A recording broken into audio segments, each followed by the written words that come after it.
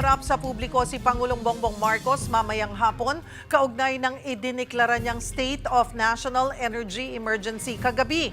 Para sa detalye magbabalita si Mobile Journal Julie Baiza. Julie, ano ba ang ibig sabihin ng deklarasyong ito?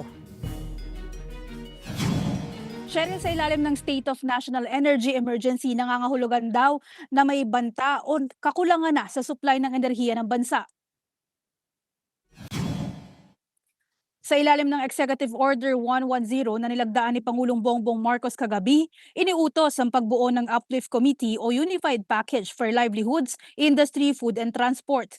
Pangungunahan ito mismo ng Pangulo habang mauupong miyembro ang Executive Secretary, mga kalihim ng DOE, DOTR, DSWD, DA, DOF, DepDev at DBM. Titiyakin nilang tuloy-tuloy at sapat ang supply ng enerhiya, langis, pagkain at iba pang basic commodities. Itatalaga naman sa concerned government agencies ang tuloy-tuloy na pagbibigay ng subsidy at cash assistance. Maging ang pagpapalawig sa mga programa para sa public transportation, gaya ng libreng sakay program at pagbawas o pagtanggal ng toll fees. Inatasan din ng DTI na maglatag ng programa para matiyak na magtutuloy-tuloy ang maliliit na negosyo o MSMEs. Ang DOE, pinabubuo na ng mga hakbang para mas makatipid pa sa enerhiya.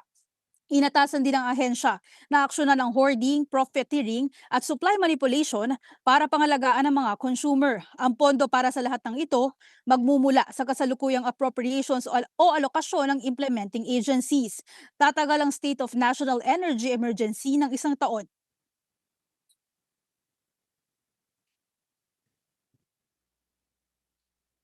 Cheryl, hindi natalakay sa batas yung posibleng pagbawas o suspension sa excise tax sa langis. Pero inaasahan natin or umaasa tayo na kabilang yan sa matatalakay ni Pangulong Bongbong Marcos sa nakatakdang pagharap niya sa media ngayong hapon at maging yung paglalatag ng iba pang aksyon ng pamahalaan sa gitna nga ng State of National Energy Emergency. Cheryl. Maraming salamat, Mobile Journal Julie Baiza.